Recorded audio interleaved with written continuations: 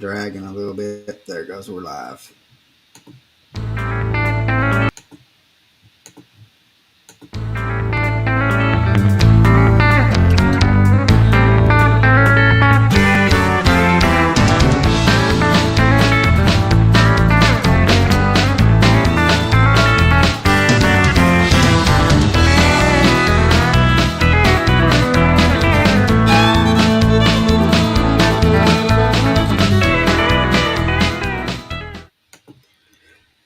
What's up, guys? What is up? Welcome back to another episode of the Deck Talk Podcast.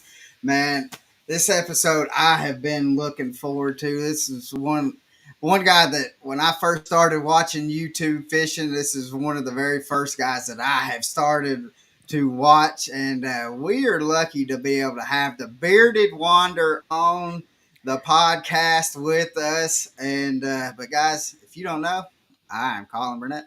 That's right, Colin, and I am Norman Lee. But as always, we have some business to take care of first. We got to talk about our sponsor for tonight's episode. Tonight's episode is sponsored by Cornfield Fishing Gear.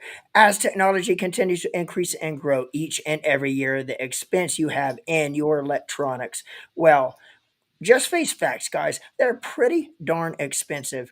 You don't cut corners when it comes to your graph, so why would you chance out on the brackets that support your units? Cornfield Fishing Gear, mounting equipment you can trust, rock solid engineering, safe and secure, giving you a peace of mind so you can focus more on fishing and less about the security of your investment. From the console to the bow, whether you run single units or multiple units, completely adjustable for every angle possible, giving you the best vantage point to optimize your view, whether you're at idle or at speed. With the age of real time fish finders, they also have a full array of transducer maps ranging from live, sweep, forward facing, live view, mega 360, and a whole lot more.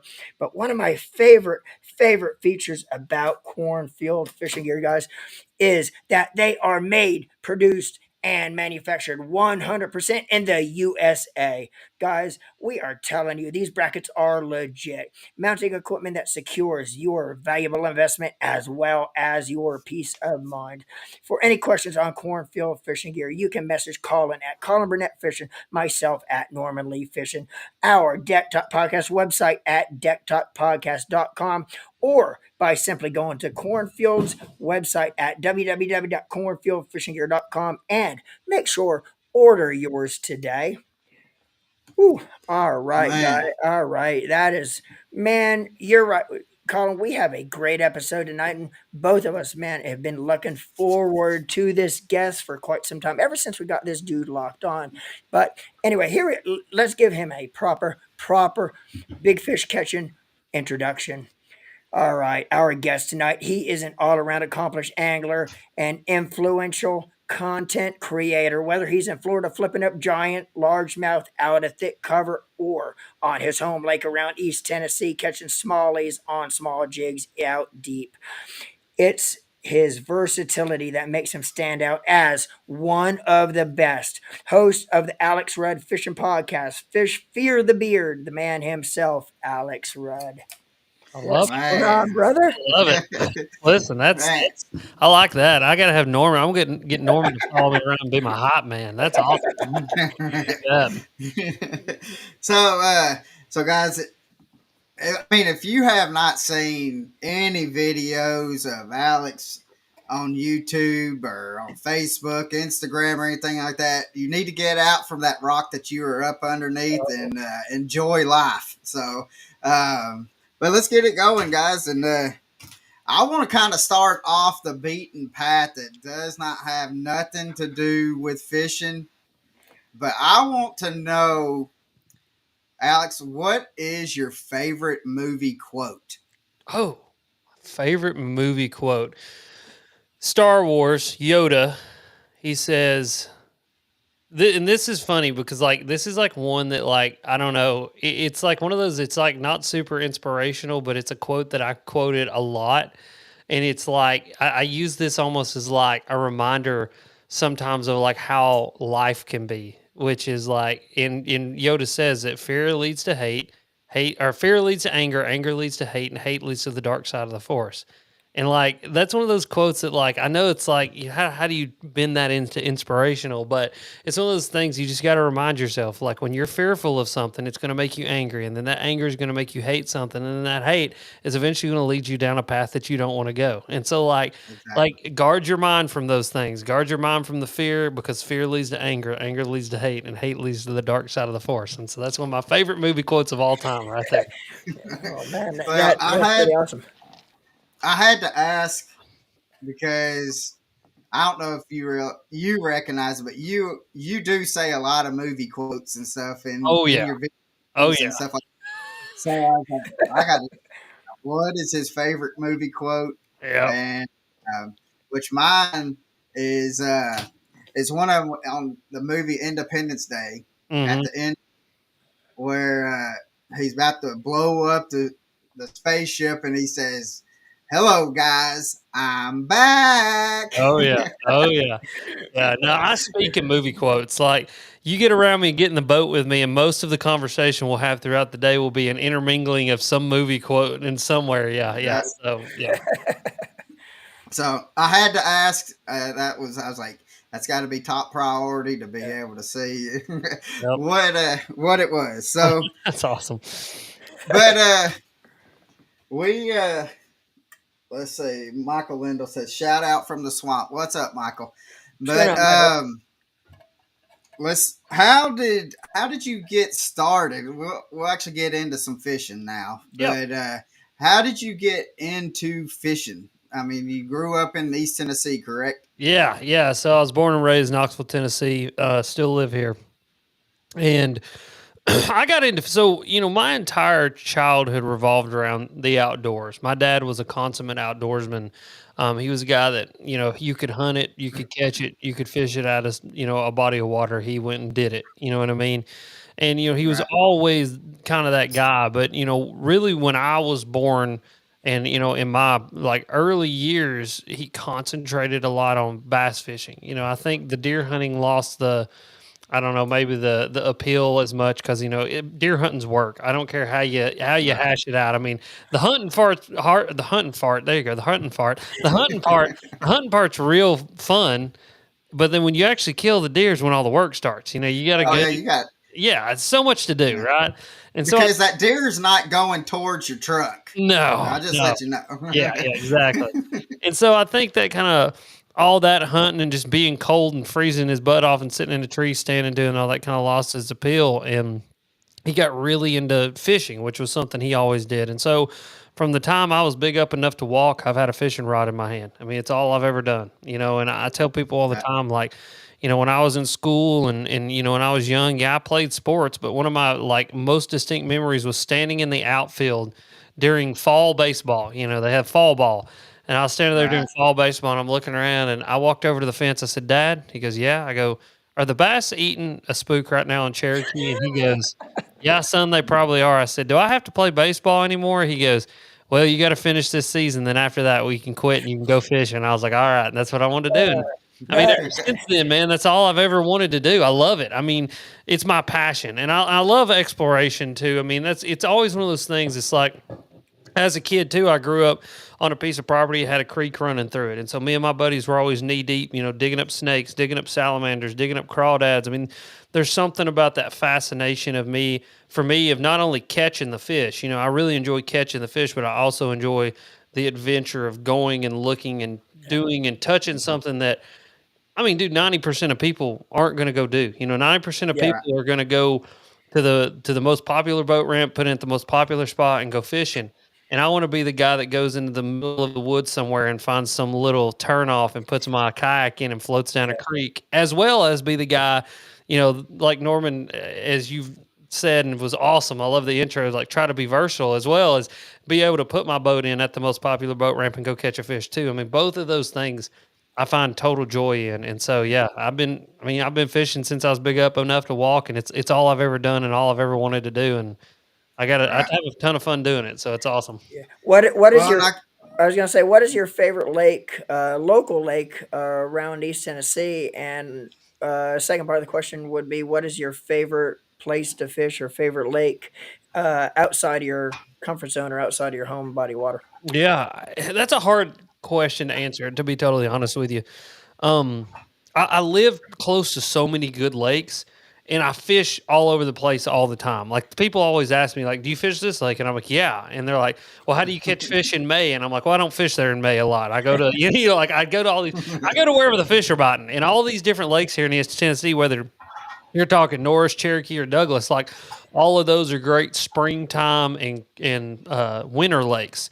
Whereas like fall and summer lakes are places like Watts Bar and Chickamauga and Loudon and those kinds of things. And so it just depends. I mean, it's really hard to answer the question of which one's my favorite or which one I go to the most or what I consider my home body of water. It's just a little bit of everything. And then plus you got all the creeks and rivers because like that's a whole nother thing, right? Like that's something that I've got really deep into and started to explore is all these different creeks and rivers. And I mean, you guys know you watch the videos or anybody that does like normally this time of year I'm in some little creek somewhere in my kayak trying to catch fish. And so yeah, I mean it's just anything at any given time. Where the fish are biting, that's where I want to be. That's my favorite place. As far as like being outside of my comfort zone or kind of going outside of my world here in East Tennessee, I mean I love going up north. Northern fishing is just out of bounds. It's ridiculous.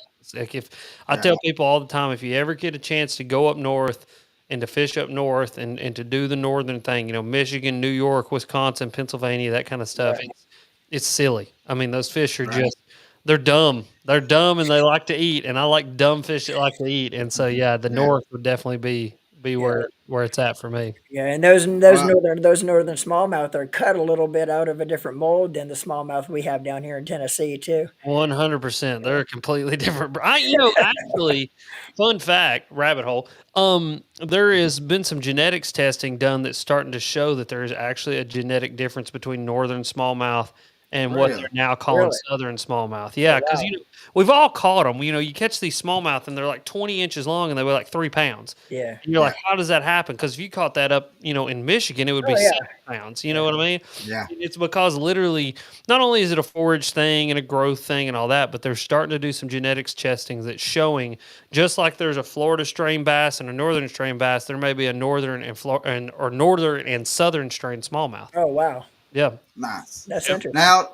Now, are they getting bigger just because of the gobies and stuff there, or do they have more forage to be able to eat, Oh yeah. or Yeah. then So the north in general is kind of so I do a lot of podcasts with biologists, and I've had my buddy Shan O'Gorman on, and he talks about relative weight and the relative weight scale. And so relative weight is a bass should be X pounds by X length, or by Y length. right? So meaning like, if it's 12 inches long, it should be a pound and a half to be considered healthy or whatever. I forgot the exact, whatever. You could go back and watch our podcast or go to Chan's Instagram and go check that out. But up north, or anyway, so let me step back. That relative weight only occurs when a bass has enough food, correct?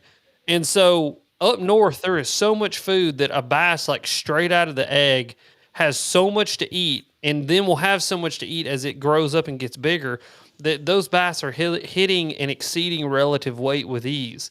And I mean, some of those lakes, like there's one lake that I went to with my buddy Ben Nowak that we pull up to the lake and I walk out onto the dock and I look down. I go, oh, look, a crawdad. Oh, look, another crawdad. And then I kind of like looked, take a step back and look, and the whole bottom is literally moving because it's all crawdads. I mean, there's That's millions crazy. upon tens of millions of crawdads in this lake.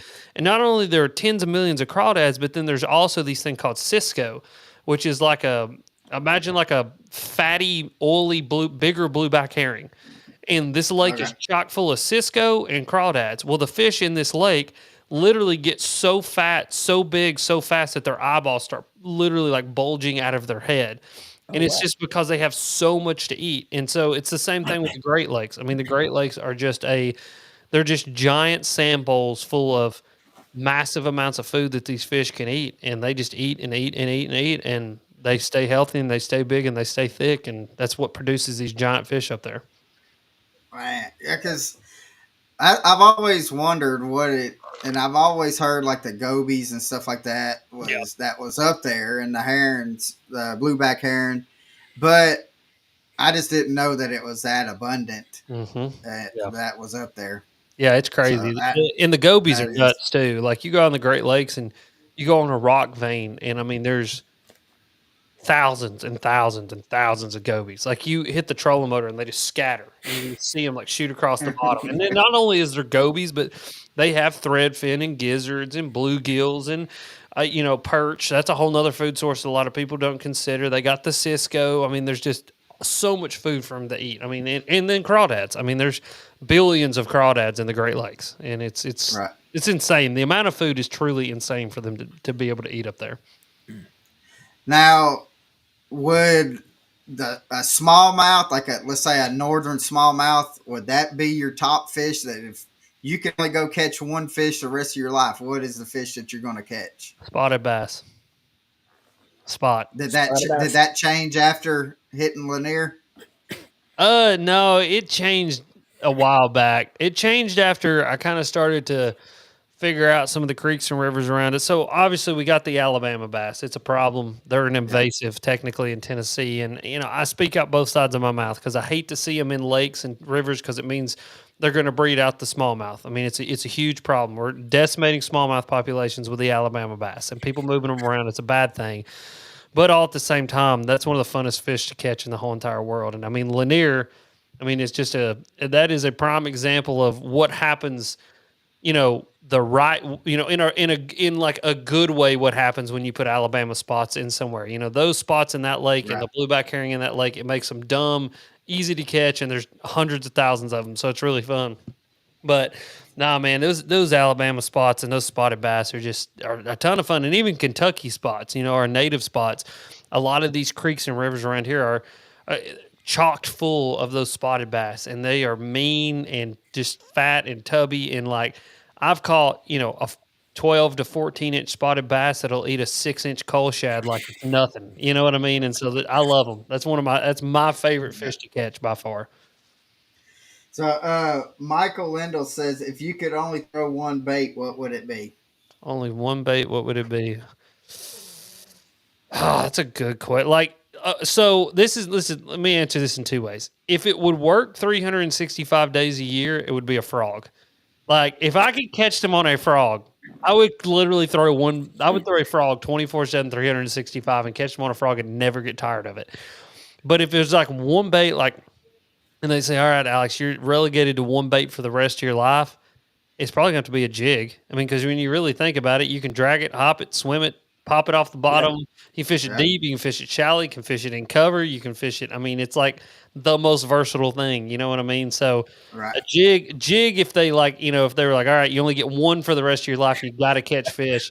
And then a frog, if it's like somebody waves a magic Harry Potter wand and they're like, fish 24/7, I'll be like, give me that frog. That's it. Yep. So was it a hard decision for you? Well, for people that may not know you, you were an elementary school teacher. I was. And was it a hard decision for you to make that leap into being a full, like fishing and making content and stuff like that? Was that a hard decision to make, or? I don't know if hard's the right word, right? I think it was a little nerve-wracking, right? You're jumping into the unknown. You're taking the responsibility for a job and responsibility for yourself and the responsibility for the family that I'm building into my own hands. You know what I mean? Right. Even though you do that when you work at a job, anybody can get fired at any time. Any business can close down at any time. And so you kind of got to set that fear aside. But no, it wasn't that hard for me. And the reason it wasn't that hard is because, a lot of people probably know this by now and kind of know a little bit of my journey if they've kept up. But if not, my dad got diagnosed with cancer 3 years ago and unfortunately lost his battle last May. And, the day my dad got diagnosed with cancer was the day that I kind of decided, life is way too short to not go after a dream and to not do what I love and to not enjoy my life and do what I want to do. And so when that happened, quitting my job, it just didn't scare me. Like things don't scare me anymore like they used to. You know what I mean? Like Right. you got this fear of the unknown, and what is fear of the unknown? Like, yeah, I mean, it's healthy to have somewhat fear of the unknown. Yeah, I'm not saying be an idiot and go reckless abandon and go all in on Bitcoin or something like that. But what I am saying is that, like, what's the worst thing that could happen? You know what I mean? Like if Yeah. you got your affairs in order and you can make the money that you need to make to support your family and you can enjoy your life, then just go after it and go do it. I mean, Caleb Bell, our mutual friend, did the same thing. Bass Quest. I mean, he fell off that roof and it almost killed him. Yeah. And Caleb, Yeah. Caleb woke up from that and he said, I'm not going to go get on a roof anymore. I'm going to go guide. And now he guides for a living and he's having a successful business. And so I think if all that being said, if you got a passion and you've got the means to make that passion your profession, then by all means go after it. And if you don't have the means, then understand life's short and work hard to go get the means to make it, to do it and enjoy life, and, Yeah. and so, life's just too short. And so I wouldn't say that it was intimidating or, even scary. It was one of those things that it was a lot of years of preparation and hard work and determination that I was able to position myself to make a jump. And when I made the jump, I landed on both feet and hit the ground running, and we've not slowed down. And so it's been great. I've been doing it for 3 full years now. We were just talking about that in the green room. This will be coming up on my 4th year doing it, and it just keeps growing. It just keeps getting bigger. Alex Red Fishing brand just keeps growing. I keep getting to know people and growing relationships, and I'm just going to keep doing it. I'm going to ride this horse until it dies. You know what I mean? Yeah.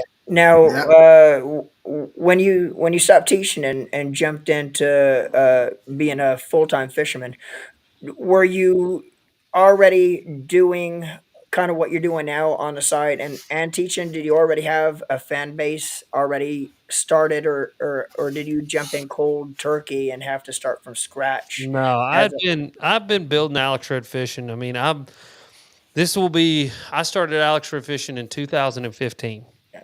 And so we're rolling up on my 10th year of doing this. I mean, I've been doing this for almost a decade, which is crazy too. I mean, think about that. But no, I'd been building Alex Red Fishing, and I think that's one thing that I always love to share with everybody is, if you do have a passion, understand that just because you have a passion doesn't mean it's going to get handed to you. right.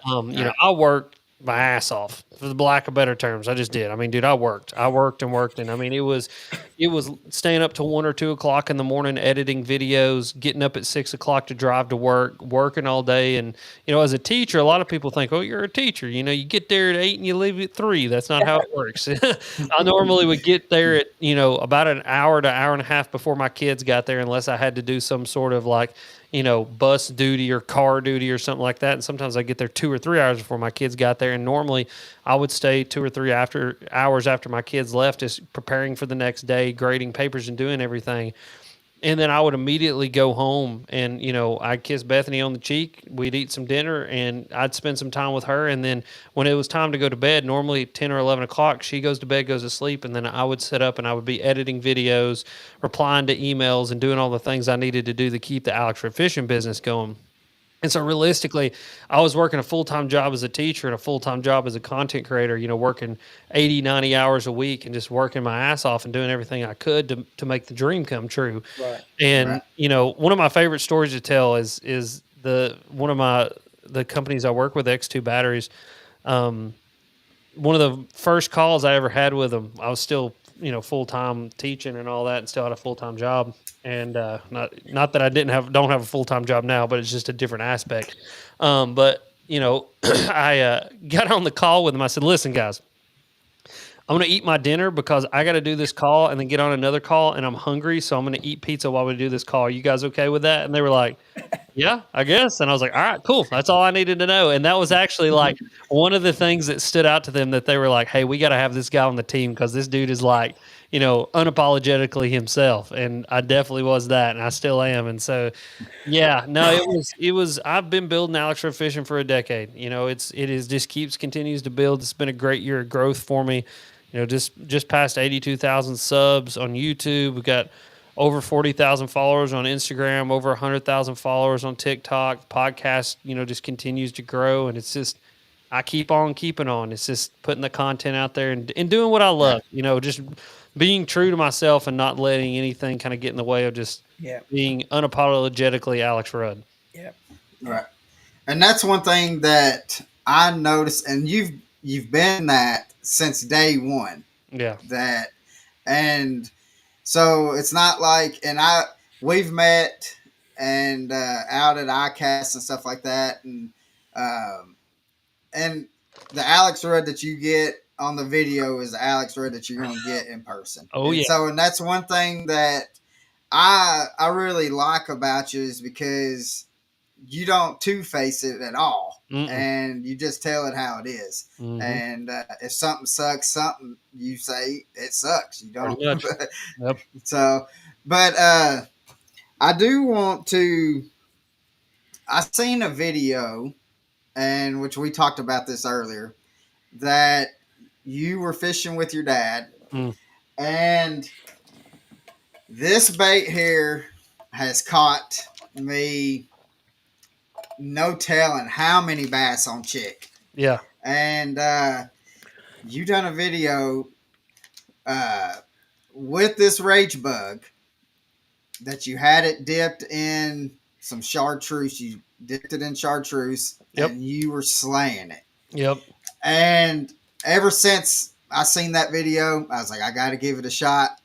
And you haven't failed me with it yet. I mean, even still, years down the road, it still catches fish, and it catches enough fish that I still don't tell people that I put the chartreuse on it. Well, Oh, yeah. Well, now you But did. I do tell them Yeah, now that, everybody. right. I do tell them that I got it from watching your videos and stuff like that, and so just because we do have YouTube channels and stuff like that, I've had people ask, like, because we share everybody, because if we grow, we want everybody to grow. Yeah. It's how our mentality. And that's what I tell people is, like, with YouTube and stuff like that, is you'll see more people YouTubers fishing with other YouTubers, just because the camaraderie and stuff like that. And so I wanted to say, you need to go watch his videos, because definitely that bait right there has caught me. I guarantee you I've caught thousands of fish on that bait just because Alex put that on it. That's awesome. That's cool to hear. Yeah, it's unusual. We talked about this in the green room. I was reading the book. It's called Knowing Bass. A guy named Dr. Keith Jones, and Dr. Keith Jones helped to establish Spirit Lake, which is Berkeley's research lab for their baits. And what's really interesting about that book is he was talking about, bass see color. They've definitely determined that. And a bass sees reds and greens really, really good, and then its eye starts failing once you get into the blue spectrum. But one thing that a bass sees really, really well is contrast. So like a contrast between two colors. Now, even though they may not be able to see, actually they can't see purple, you know what I mean? Right. They see it like as a dark color, like almost like a person who's colorblind sees something as just like a dark gray. But that purple flake on that clear body is a really good contrast between two colors. And so even though the bait itself may not be a color that a bass can see, the contrast within itself is what actually gets the bass's attention. And so there's something to the fact that purple and that gray works together for those bass to see it really, really well. But then the chartreuse is really interesting, because what they proved was that bass actually see neon colors really well. So like anything that's like a neon, like a methylate orange or a chartreuse yellow or like a very, very bright lime green or like a really, really bright red color, that stands out to a bass really well. And so it's one of those things that combination of the contrast of that bait as well as the chartreuse on the tails is leading that bait to be super effective for you in some capacity, because the bass can see it and it's looking like something that they would expect would be food. And that's another thing that was really interesting about this book is that he said matching the hatch really isn't the best term to use. You know, it's a term that we all use. It's like, oh, match the hatch. Right. That's why I caught the fish. That's BS. That's like Right. totally, just you need to get rid of that idea. Because a bass cannot distinguish whether something is real or not real, natural or unnatural. A bass only eats things that it expects to be food. So it wouldn't be match the hatch, it would be match the expectation. And so there's something about the way that that bait moves, the color, the the hydrosonic signature, which is the water that it displaces, that it hits all that bass's senses as something it would expect to be food, and that's why it eats it, which is fascinating, right? It's It is. fascinating. That is. So, That. to go down that kind of same train of thought, another color I've been playing with, I'm actually going to put a video out about it really, really soon, is Berkeley has a bait called the Pit Boss, and a Pit Boss is like their, flip and pitch and creature bait. They have a color called Perfection, and Perfection is like a muted yellowish, like orange, with a blue and black flake like top. And so it's these very you think blue and orange, very contrasting colors. Literally, they are like on the opposite ends of the spectrum of the color wheel, and and they are very different from each other. But that contrast in that bait, and something about the way that bait looks, the way that it moves, the hydrosonic signature, the scent technology, all of those things work together to be something that a bass would expect to be food. And I've been catching a bunch of fish on it. And so it's just a very interesting thought process to go through of like, Yeah, that opens the world. I mean, It's a- just your idea, just when you said that, I mean, it just blew my mind. Because we grew up just like what you said. I mean, all we heard is match the hatch, match Yep. the hatch, Yep. and now hearing that, I mean, it kind of, I mean, that opens your mind up. Now it's like, all right, well, let's get those contrasting colors in, and Yep. let's see. I mean that smoke purple with the chartreuse. I mean, Yep. it works. So Absolutely. Yeah. And there's something to it, right? I mean, and that's one Yeah. thing that Keith Jones was kind of talking about is like,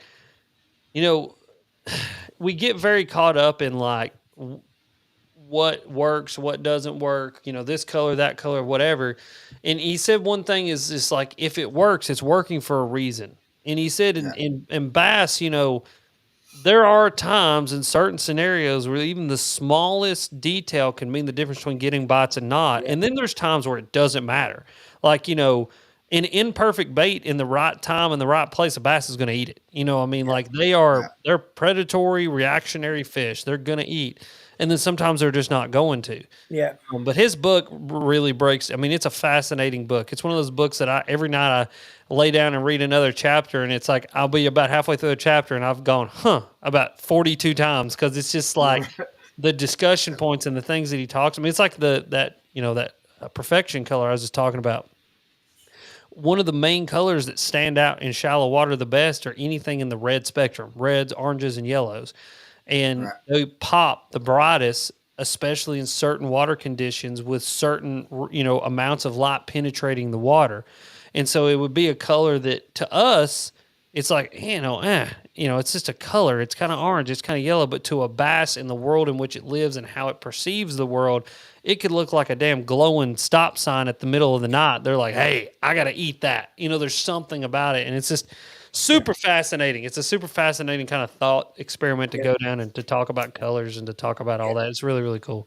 And when you talk about that chartreuse, whether you're dipping it or however, or if it was coming that way, but talking about that chartreuse kind of struck me too, because, coming from Florida, of course, my forte is always, I'm always going to say flipping. Coming from Florida, flipping thick, heavy cover, but growing up in Florida fishing during the fall, winter time of the year, when the water temps start dropping, it starts getting colder.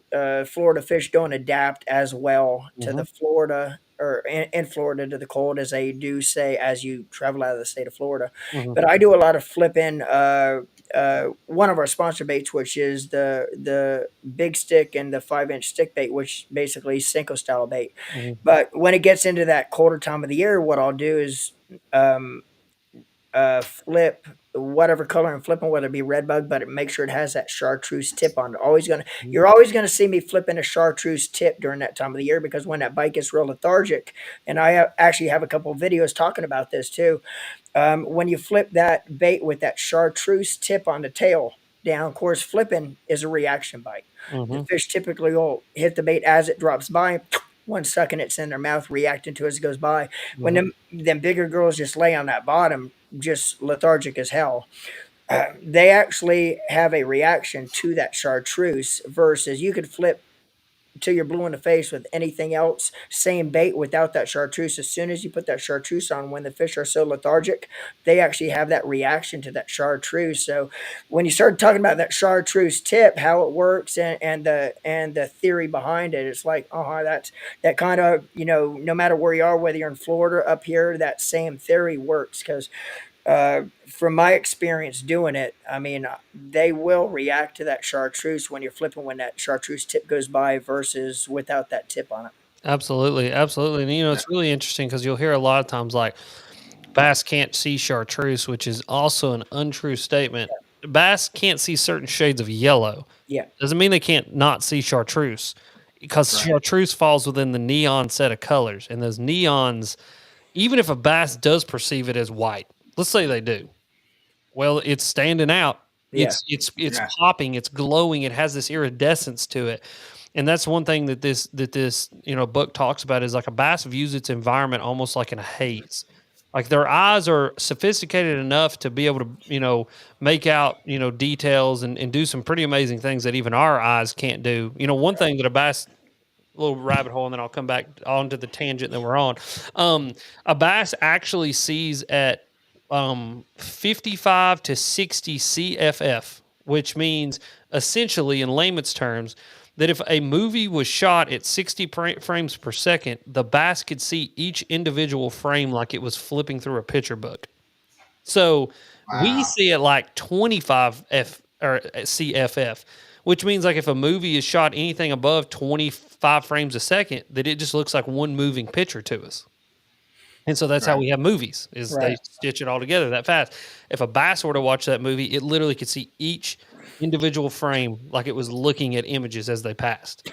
And so coming back to the whole chartreuse thing, you know, the speed at which a bass or bait drops, the color and all of that all lend into the fact that a bass's eye is more complicated than ours in some instances in its functions, but other instances it's not. And one instance is because we see through air, we see everything like with a crisp, sharp picture. Whereas a bass sees everything in almost kind of like a little bit of a blur or a haze. And so anything that pops in is contrasting to the world around it. It's neon, it has iridescence, it has glow in the water, is something that's going to be distinctly different than everything else around it to a bass and is going to cause more of a reaction strike or cause a bass to, attention to be lent to whatever that is. And Right. again, that goes back to if a bass expects what that is as food, then he's going to eat it. And then even if he doesn't expect it as food, like you said, Norman, in a reactionary style bite, that flash is just enough to get that bass to actually eat that thing. And so, Right. all that being said, I think we get way too caught up in the minutia of whether the bass actually sees something or not. I'm not worried about whether the bass can see it or not, or whether it's a color to the bass or not, because let me tell you something, the bass don't care. A bass isn't rationalizing color. He's going, that's yellow, I'm not going to eat it. It simply does the bass want to bite the thing that I'm throwing? Color indifference. I mean, I'll throw something that's poop brown if it gets bites, but it's Right. just one of those Yep. things is like, you know, it's one of those things that like we've got to get our mind out of. Like a bass does not see the world like we do. They do not have rational thought like we do. They don't think at all. It's just an animal driven by instinct, but that instinct lives within a very set of like expectations and stimuli and life experience that causes the bass to eat things. And so worry about what the bass eat, not whether they can see it or not. Right. Now, kind of going like, how far out do you think like a bass, like let's say you're throwing a spinner bait or a lipless crankbait, how far out do you think that they realize that that bait's coming by? Do you? Yeah, so that book actually talked about that a little bit too. It's a loaded question, and it's a loaded question because there's so many factors that play into the the ability for the bass to actually perceive that or not. A Right. lot of it has to do with water clarity and then the sediment level that's in the water. So, like chocolate milk water with a bunch of dirt and particulate in that, the bass has to have things closer to it to be able to sense that it's actually there and to be able to see it and then go and eat it. Whereas water Right. that's like 60-foot visibility and gin clear like a northern lake, I mean, as soon as something touches the water, the bass knows it's Right. within its vicinity. I think Right. I was reading about the eye last night. A bass sees in essentially 180 degrees. So a bass has both a bifocal and I forgot what the other one is. Essentially like a fish eye. So like a bass Right. can see 180 degrees around its body and plus 180 degrees above its head. The only blind spot on a bass is on its belly. Bass can't see below its mouth. But then too, a bass can see in front of its face. And so when a bass gets close enough to something, it actually goes into binocular vision, which is how we see, and it can focus in on things and like break things down whether they want it or not. But to Right. go back to the question, does a bass see it? Yes, they'll see it if the water's clear, and they'll see it long before they feel it.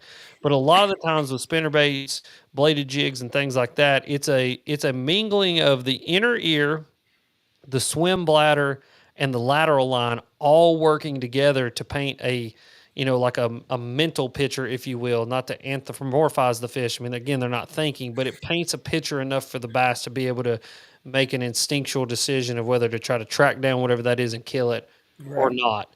And it's just, Right.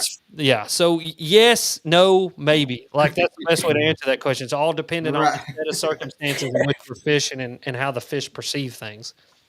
Right. So I want to ask, what is your favorite fishing trip that you have ever been on? Favorite fishing trip I've ever It been. doesn't have to be freshwater. It could be saltwater or whatever. Just Yeah, my favorite fishing trip I ever been on was the last trip I ever went on with my dad. I didn't realize at the time that it was going to be the last trip, and for right. me, I got it all on video, and we got to go fishing, and we caught a lot of fish, and it was a great trip. That was my Yeah. favorite fishing trip I've ever been on, and it will be forever. Nothing will ever top that one because I Yeah. Right. I didn't realize at the time, but it was the last trip I'd ever get to go with my dad, and it was the last time he'd ever get to step into the boat and have the strength to be able to do that. And so, yeah, that's my favorite fishing trip of all time. Now, Hands kayak, down. kayak or bass boat? Would you rather be in the kayak or rather be in the bass boat? Uh, it's like checkers and chess. I mean, it's like asking me whether you rather play checkers or chess. Both playing on the same board, but totally different games. You know what I mean? Yeah. Um, I love my bass boat. I love the ease of being able to sit down, run point A to point B, go catch fish. I love being in my bass boat. I love my bass boat. I also love my kayak.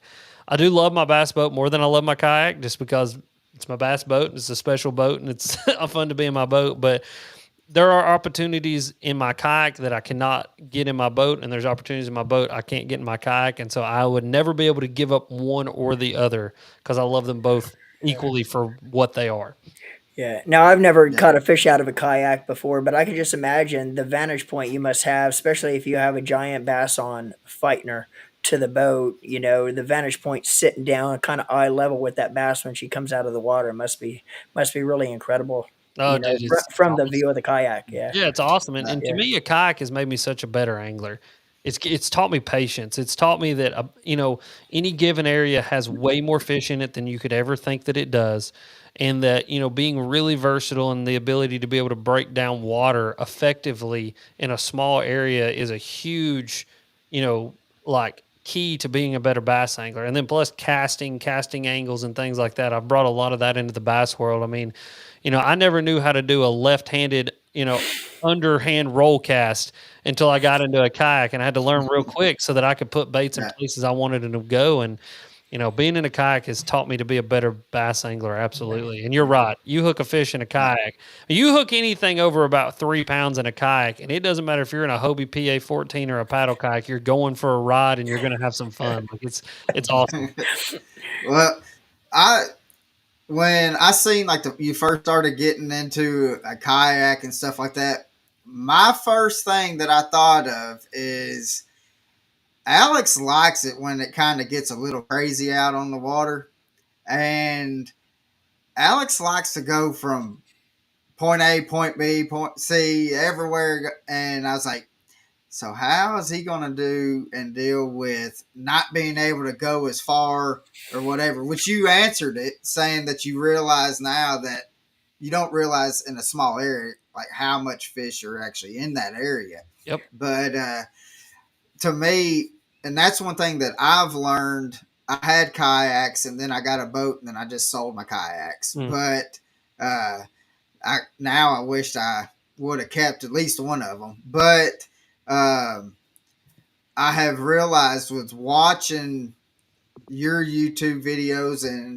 and Gene's YouTube and stuff that being in a kayak, it helps you to have to, well, they're not right here. Well, now I got to go find. Let's expand. You expand out a little bit in that area a lot better than what you would in a boat. Because if they're not in the area that you're wanting to fish, it's too easy to pull the trolling motor and hop in the seat and go 10 miles down the river. I would think it almost makes you more slow down and just fish versus if you're in a bass boat, you're too eager to fish an area for 2 minutes, get up and go 5 miles down the lake to the next area. But being in a kayak where you don't have the mobility that you're going to have in a bass boat, as far as the wide spectrum of the lake, I could imagine it just makes you slow yourself down and just fish areas. And going back to what you said, it makes you realize there's fish in areas that you never thought fishing out of a bass boat that you catch fish out of, just because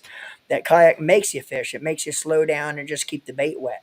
Yeah, I mean, there's been so many instances where I've found fish in my kayak and then been able to go back and catch them in my boat that I would have fished right over in my boat. Exactly, yeah. And it's like, that's the cool thing about the kayak is that, like you're right, it's slowed me down. It's made me more methodical in certain instances. And even though like in a kayak still, I'm like a squirrel on crack. I mean, I'm such a power fisherman. I'm so ADHD. I got to move. But even then, like I'm fishing areas just because I can't go by them fast. Like even though I've got the NK300 on my Hobie, and I mean that thing will go 6 miles an hour. I mean, still, as you're passing something at 6 versus 60, you look over at something, you think, wonder if there's a fish there. And then you pull over there and cast, and sure enough, there's a fish sitting there that you would have just blown right by if you were in your boat. Yeah. And it's just like, I don't know, man. I love it. I love the kayak. It has made me such a better angler. Like, I'm really, truly convinced, like, if people want to break a funk and they want to go try something new, go get a plastic boat, throw it in a creek, throw it in a river, go throw it somewhere. And that's another thing, is a kayak has taught me about current fishing more than any other thing. I mean, like you can't take a bass boat up into some of these rivers around here. You're going to rip your lower unit off. You can only take a kayak. And it's taught me so much about fishing river current, how bass set up in rivers, that then I've been able to apply in places I can take my bass boat. You know what I mean? And so, it's such a cool tool. And that's what it is. It's just a tool. It's a tool to catch fish. And it's a very affordable tool to catch fish. Yeah. I mean, it's really, really cool.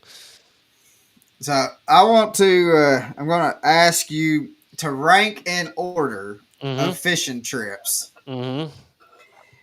Cranking on Chick with Caleb. Smalley fishing with Benjamin. Lanier fishing on Lanier with Tyler, or live bait fishing with Caleb. Live bait fishing with Caleb's number one, because that stuff is just out of bounds and stupid and just fun. I mean, like it's the only time I've ever caught 45 pounds of largemouth bass by myself. I don't care if people think it's cheating or not. That's one of the funnest, dude. I mean, like I held literally in one day. I held like 10 to 12 fish over 8 pounds. Like that's insane. So like that's just crazy. Insane. And a shout out. He does it on a daily. Yeah, I was going to say shout out to Caleb Bell too of Bass Quest, his guide service, dude, and what he is doing on Chickamauga is just, you just don't see that. He's lights out, lights out. Yeah, and he's better. He has proven. Yeah, he's proven that the big bass are still. People were talking at Chick that Chick don't have them big bass anymore, and he's proven. I mean, since last time I talked to him here a couple weeks ago, he said that he's caught over 50. Double digits just this year. It's craziness. Yeah. Absolute craziness. Yeah.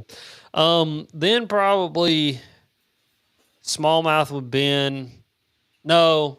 Yeah, smallmouth with Ben, just because those trips are just like there's always something like crazy and magical about those trips. You get to see something Yeah. in nature that you don't get to see anywhere else. I mean, the day that me and Ben had out on the water where we were literally watching bass physically swim out of deep water up into shallow water and start dusting out beds.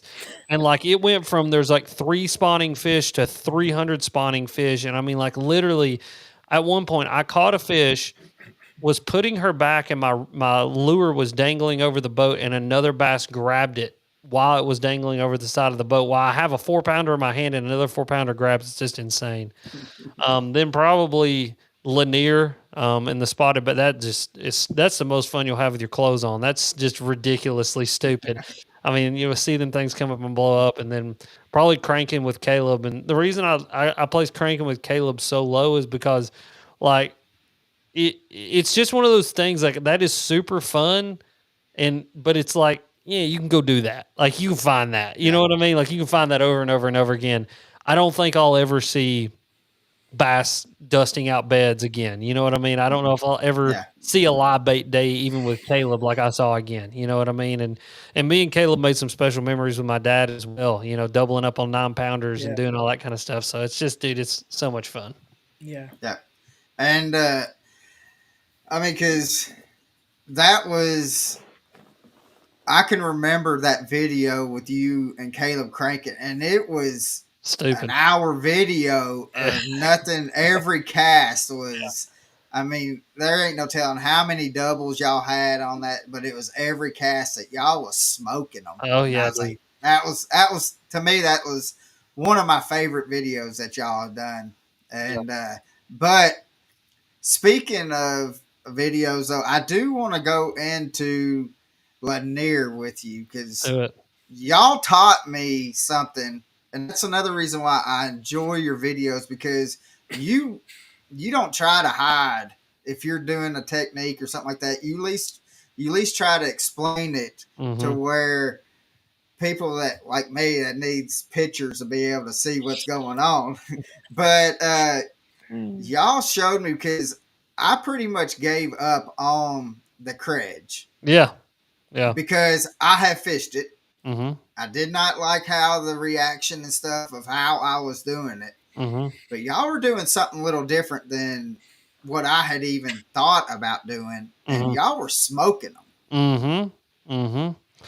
Yeah, it's so that bait's interesting, right?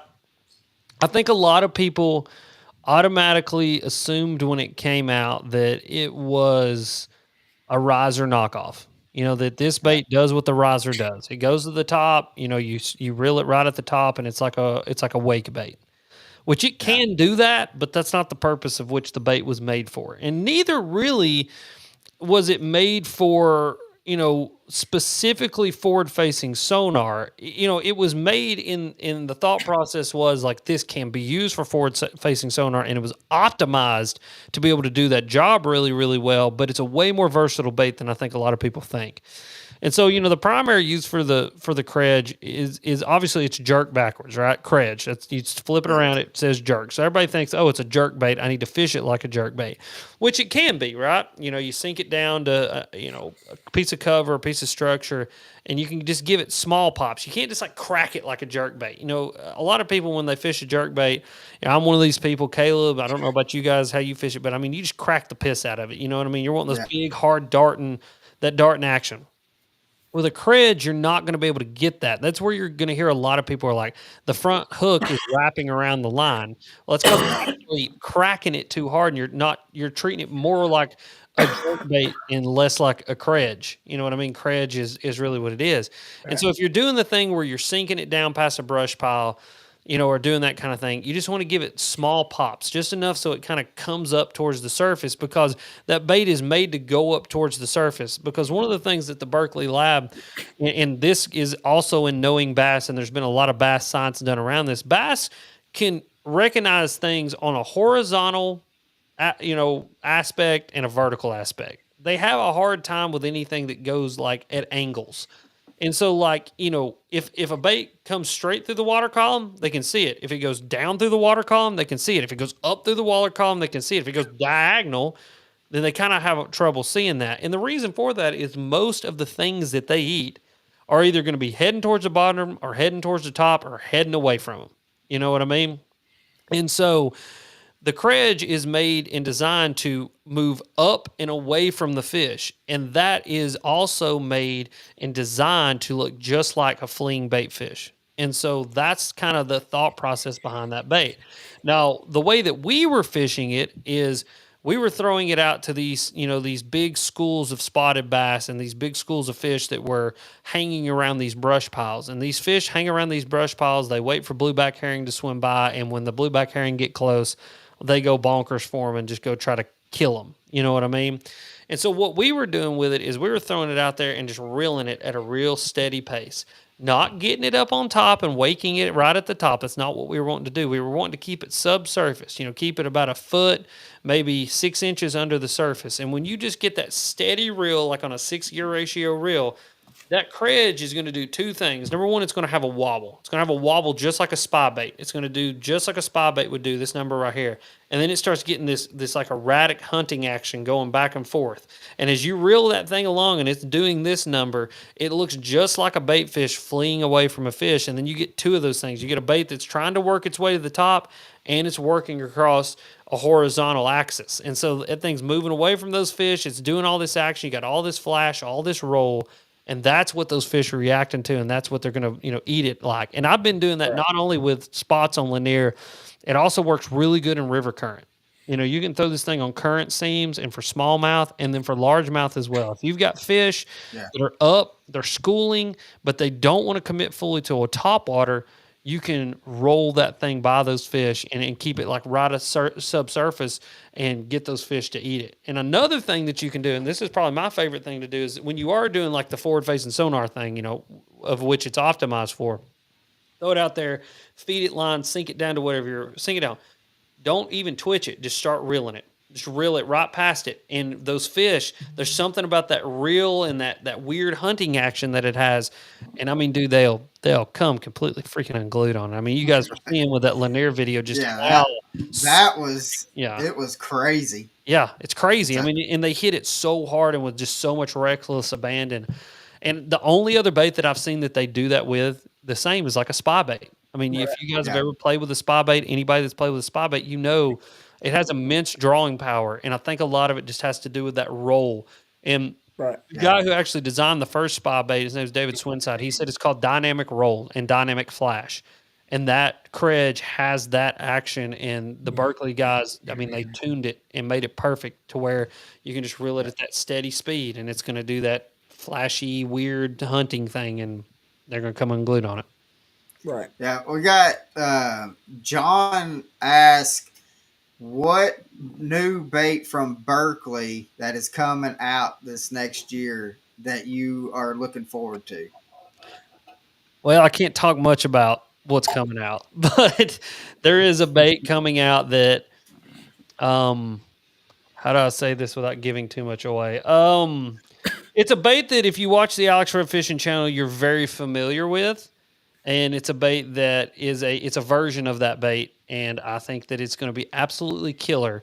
And I think that there's going to be a lot of fish caught on it, just like there's a lot of fish caught on the original one on the Alex Rudd Fishing channel. Now, as far as baits that are out now and that have been released at iCast, I'm really, really excited about the clatter crawl. I've been playing with it, flipping it, catching some fish on it. It's a really cool thing. They've molded little plastic disc into the claws that actually create a rattle when that bait falls, which is really, really cool. It's something different. I've not seen something like it. And then the +2 Stunna, I'm really excited about that one as well. I think that thing is going to kill during the winter because, we all want a jerkbait that dives just a little bit deeper. At least I do. I'm always finding those fish. They're in that 10 to 15 foot range. And from what I'm hearing is on 10-pound tests, they're getting the Stunna +2 down to 20 feet. Right. So wow, super deep. That's crazy. That's crazy. So almost you can be able to treat it like a crankbait and work it down bluff walls and get it really deep before you bring it back up, which I think is going to get cracked. So. Let's see, I've done this past winter. I really fell in love with that Berkeley stunner Mm, because I was able to take it below Chickamauga Dam on the Nickajack side mm, and destroy some smallmouth mm-hmm. with that, and to where they're suspended, maybe like I'd say like 12 to 15 foot, and being able to work that and just see them just migrate right up there to it, and Mm-hmm. it was phenomenal. Yeah, So that's I, awesome. but let's see. Brenton says Berkeley or Rapala? Question mark. Yeah, I mean, I think both companies, right? They have their pros and and they have their things that they're really really good at. I mean, obviously, Rapala is known for balsa wood and doing what they do there, and they make some phenomenal baits. But and obviously, I work with Berkeley, and it's one of the companies that I work with through my channel. But no rah bullshit when I say this. Berkeley is doing science on a level and doing bait development based on that science at a level that nobody else is touching in fishing. Nobody. It's just plain simple. Nobody else is touching. What they're doing at Spirit Lake truly is bass science. And it's not bass science to help them write a doctoral dissertation about why a bass's gills work a certain way or how they process food. They're doing bass science on how to get more bites, how to make fish hold on longer, and how to attract fish better so that we as anglers are more successful. That's Right. what they're doing. Yeah. And I mean, they're doing things like the slobber knocker is a great example. There's a lot of research that's been done on the frequencies that bass can actually hear and feel. So a bass does have an ear. It does have the whole, the system of an ear, but it doesn't have an ear like we do. They don't have an external ear. They only have the inner ear. And that inner ear has a little, bone on the top of it that moves back and forth when vibrations hit it. And then those vibrations can also be picked up in their swim bladder as well and by their lateral line. And so there's a set of frequencies that a bass can hear and feel at. And outside of that frequency range, it becomes null and void to a bass. And so the dudes at Berkeley worked like through, I believe it was like 150 plus iterations of slobber knocker to make sure that slobber knocker works exactly within the range that a bass can feel and hear. And the only way that they did that was literally by tens of thousands of data points. And that's just slobber knocker. That doesn't count money badger. Yeah. Max Scent, Power Bait, all the new stuff that we've got coming out. It's just a plethora of different things that they're doing, and they're using actual real science to do it. And so I got to say Berkeley by a long shot, not just Yeah. because I work with them, but because I've actually got to see the real bass science that they do. And I mean, it is real deal data collection. Like the science that Berkeley has and Berkeley Labs has and Spirit Lake has would blow the doors off of any university level research project on bass across the country at any school, even the best in the whole entire world. Like it's insane. Right. I know that Max scent has blown the doors off of fishing, Mm. and I enjoy throwing it. And one thing that I've realized with throwing with the Max scent stuff, and uh, I've had a lot more chasers Mm. chasing after, Mm-hmm. which I don't know if you've real or seen that as well. And one thing that I've noticed is like how like you'll have one and then another one's chasing it, and people think that it's trying to get like to the mouth and trying like especially trying to get it Mm-hmm. get the bait from the mouth or whatever. Mm-hmm. And I've realized this a couple times, that the bass isn't really going towards the mouth of it. They're going like towards the gill, and they're sucking from the like out of the gill of the fish that's caught. Mm. And I've had it to where they've pulled the worm or whatever through the gill, Mm. and they are and the worm's just hanging out of the gill. Have you ever seen that? I've not seen that personally, but it's fascinating. I think there's two things to consider there. I think the first thing to consider is that you're fishing Chickamauga a lot. and Chickamauga has a lot of lampreys, and bass on Yeah. Chickamauga eat lampreys. And I've had a 6-pounder hooked on Chickamauga and watched a 10-pounder eat a lamprey off its side. And I've had that happen more than once with a variety of different sizes of fish. I think Right. the second thing that maybe be a factor there is, a lot of the scent technology, and so power bait is more of a taste technology. So bass do have taste buds. They actually have more advanced taste buds than we do. So the process of tasting and smelling for a bass, so like our olfactory system and our taste buds work kind of in conjunction. We smell things, and like we say, like I can smell it but almost taste it. That's because our olfactory system and our taste buds kind of work in conjunction. With a bass, it's two totally separate things. They actually aren't connected at all. The olfactory system in a bass, it connects directly to their brain. And so it's one of the many senses that they have that literally connects straight to the brain. Like they smell something, it is chemically, processed and goes straight to their brain, and then they make decisions based off that. Whereas with their taste, it's another chemoreceptor, just like their olfactory system is, their nose is. But it helps to really kind of, once the bait's in the fish's mouth, so it can process the bait before it enters their mouth, and then once it's in the mouth, determine whether they want to keep it in the mouth or they want to reject it.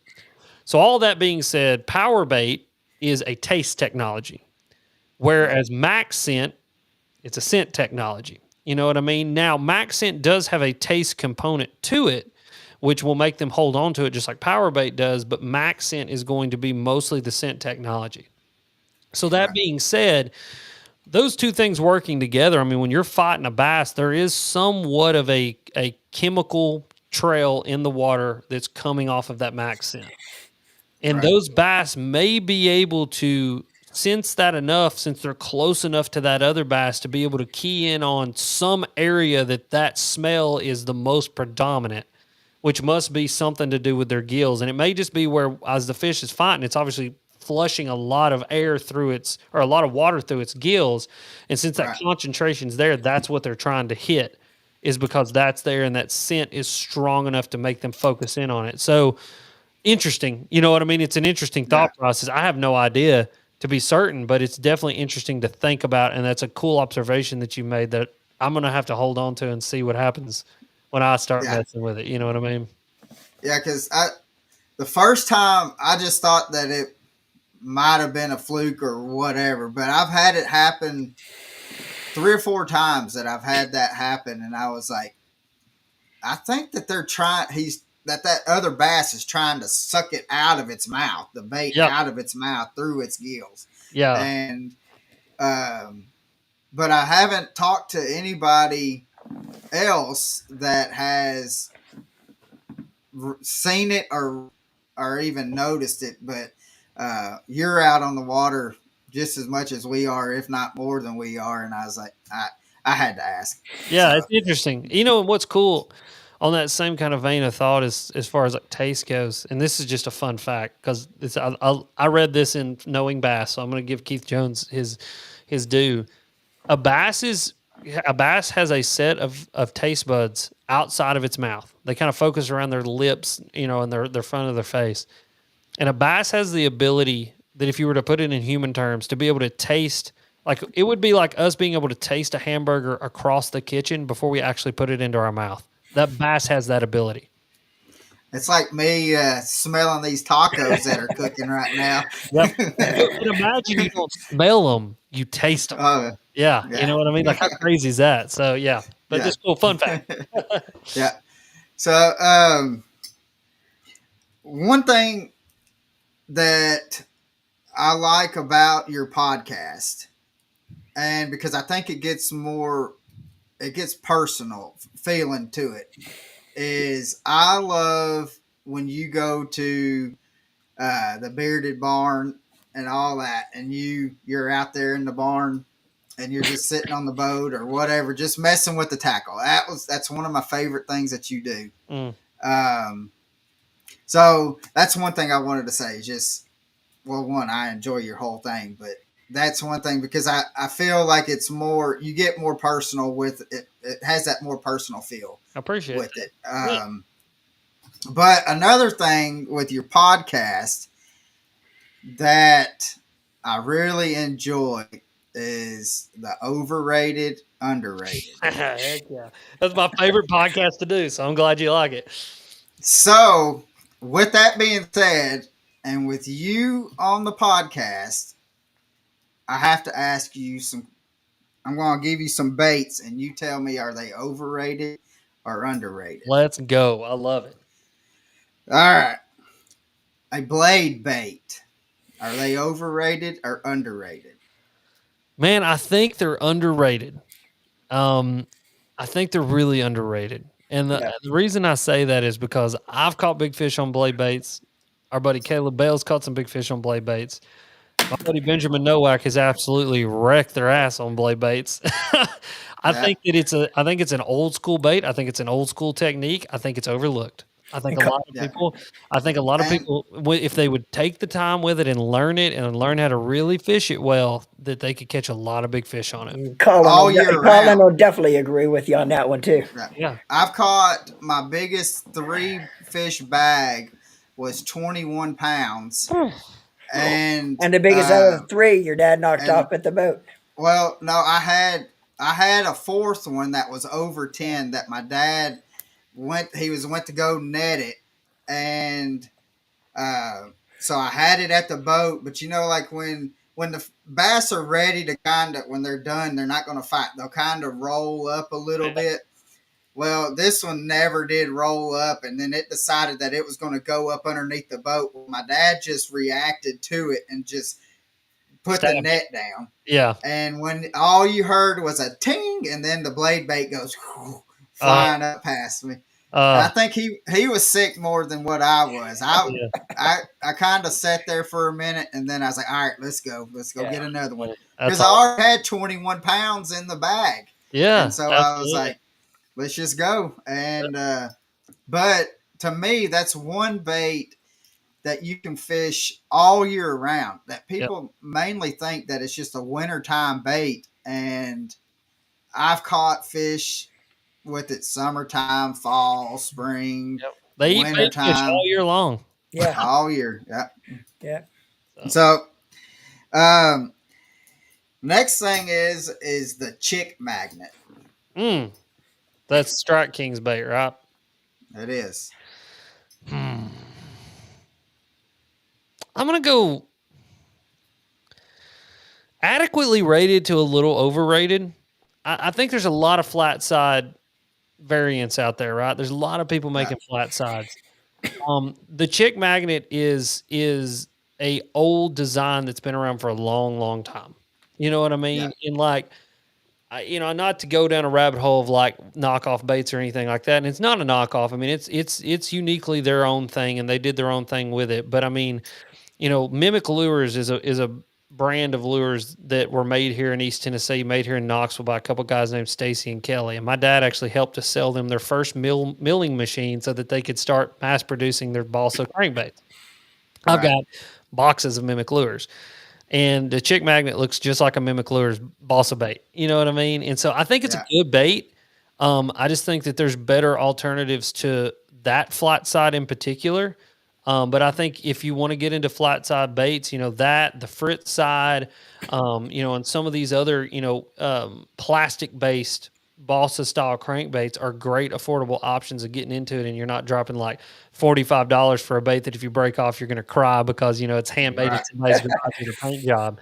But yeah, no, I think it's a good bait. I mean, I've not heard of a ton of people having a ton of success with it. So, like, I've heard more people talking about Fritz side and then Ott's, Rapala that he has, and then handmade stuff. Then I have the chick magnet. And so that's kind of that's my toss up on it. You know what I mean? Well, like, because when I go and get a crankbait, first thing I'm doing is I'm yanking them trebles off. Especially Strike King.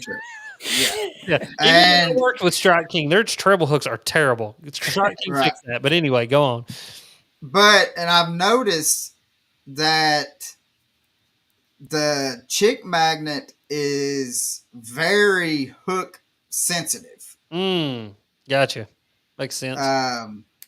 So to me, I think they're I lean more towards the overrated than uh, than under, or even right there in the middle. But Yeah. just because I like to change the trebles, and You got to be careful I've with that seen one. it. Yeah. It's like any bait like that. I mean, and that's why, like I say, like, Fritz side, Fusion 19s, you don't got to worry about them. They're fantastic hooks. And Rapala with Ott's, bait. Ott put his signature series hook on it. I forgot who he works with, I think he worked with DMC. And so, DMC, yeah. yeah, they put his signature hook on it. And so that's two baits that when you go to the store, pick up a Fritz side, pick up the other one. It's like those are both coming with good hooks. And then you got this, third one over here that's like, oh, it doesn't come with good hooks. And then not only does it not come with good hooks, but you got to be careful which ones you buy. It's like, yeah, no, I agree, man. I think a little overrated. So, what about a bladed jig? Extremely underrated. I don't even think that we've scratched the surface of the potential of what the bladed jig can do. I don't. Especially with as many new bladed jigs that hit the market every single year. I mean, obviously, Slobber Knocker, you guys have seen what it's been able to do on my channel. You guys know I'm a bladed jig fiend. Like, I love them. I've got all kinds of different ones. I mean, I got jackhammers, I got Z-Mans, I got, the Thunder Crickets, I've got Slobber Knockers, I've got Japanese stuff you've never even heard of. And the Japanese, where they're not hindered by the fact that they can do direct head connections in Japan because the patent doesn't apply internationally, they're making crazy stuff too. And I mean, so yeah, I mean, I love it. Slobber Knockers is by far my favorite bladed jig that I've ever fished. There's that bait is beyond special, and so highly, highly underrated. Like, if you're not fishing some sort of bladed jig, you're missing out in so many different scenarios. Oh yeah. I mean, because you can go from thick cover to open water. There's all different kind of scenarios that a bladed jig will get smashed. Yeah, and I agree with that. Slobber Knocker, to me, how, like, when I put on a bladed jig from another company, and I want that bladed jig, as soon as I start cranking, I want to start feeling it vibrate. The Slobber Knocker to me, has the fastest gear to turn ratio for vibration.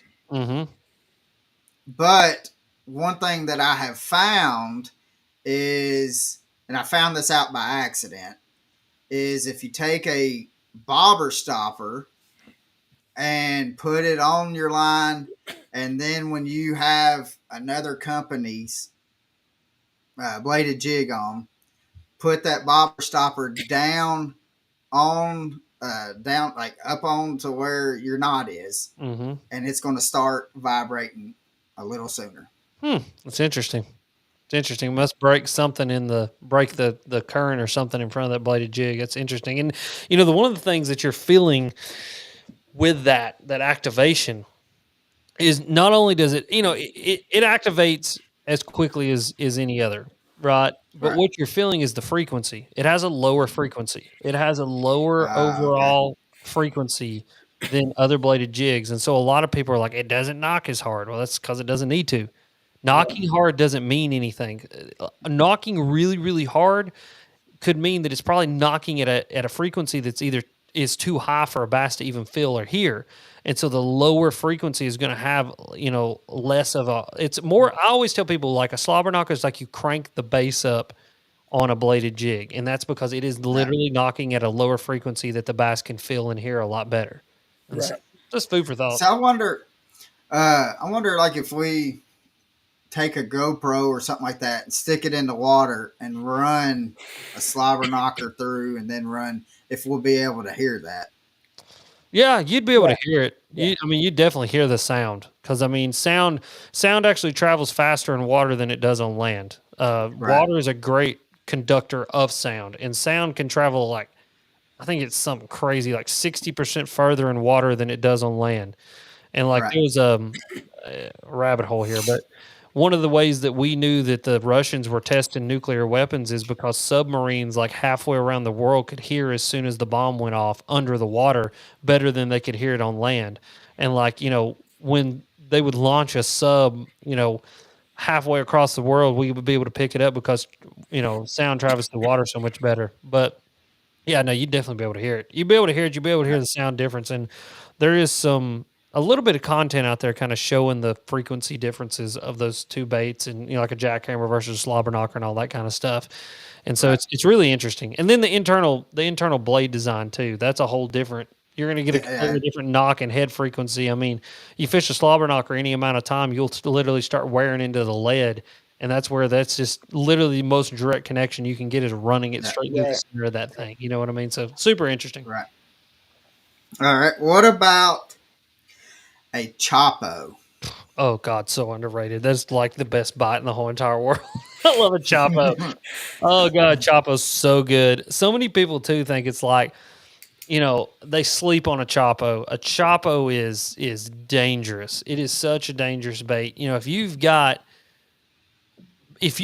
bass that are willing to chase, you've got wolf packs, you've got schooling bass, you've got large balls of bait fish, you got hard shade lines, those things with a Chapo just straight get bit. And another thing about a Chapo is, in my opinion, is way superior to a river to sea whopper plopper. And I mean, you guys know, you've been around the channel for a long time. I was fishing whopper plopper before whopper plopper was cool. You know what I mean? I was out there fishing that bait. And one of the things that we always did, I have a video of the channel on this, is we would put a ball bearing swivel in front of the whopper plopper because those things would want to spin. And the only way we could keep them from spinning was to put that ball barrel swivel in the front of it.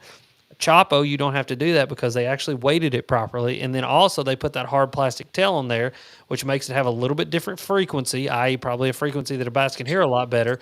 And it gives it just a little bit different sound. And I've said this on videos with whopper ploppers.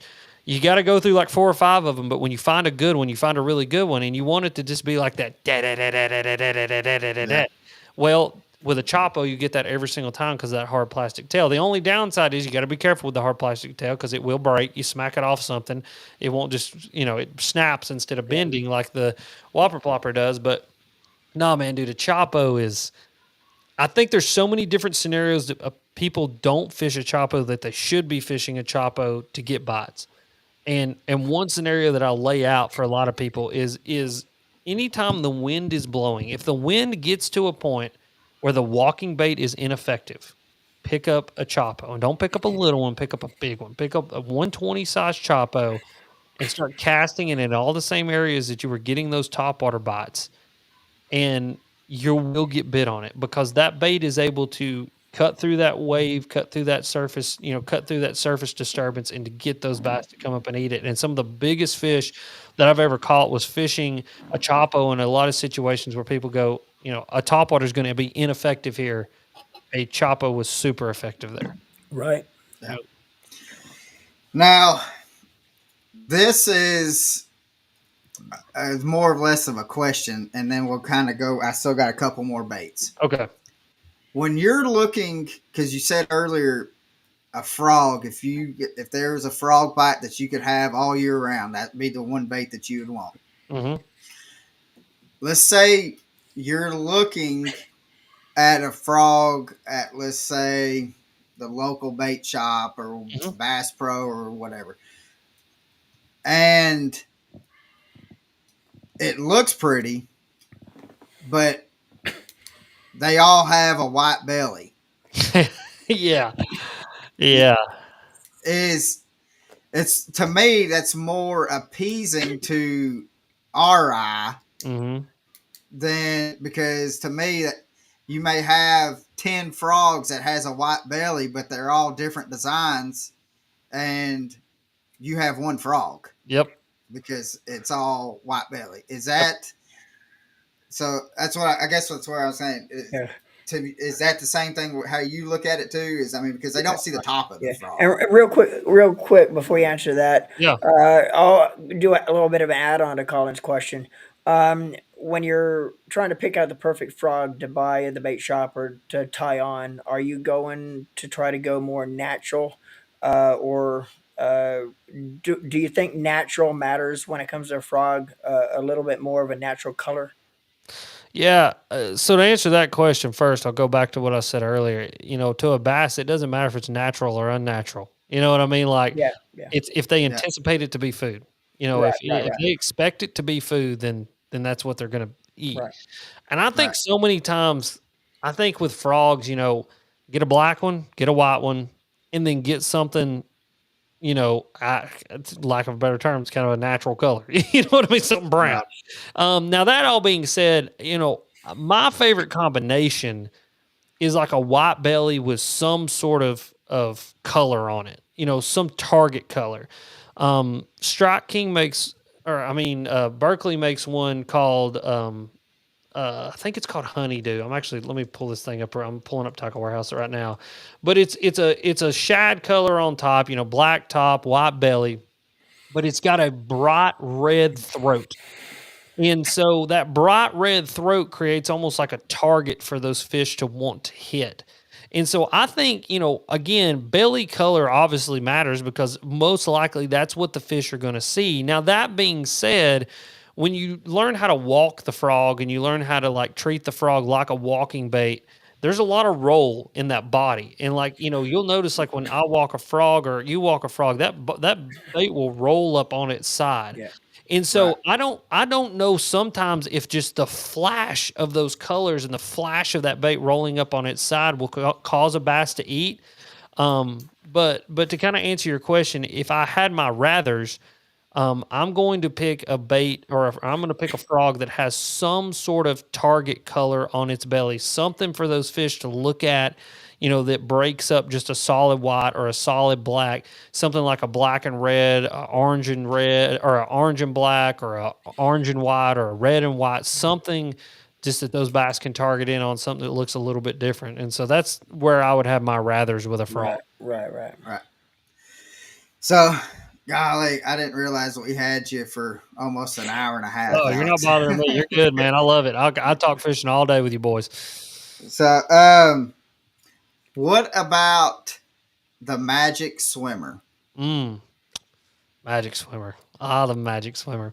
Yeah, no, man. So underrated, overrated. We're still on that one. Yeah. Yeah. So a Magic Swimmer back in the day was terrible because you could never keep them hooked on the freaking thing.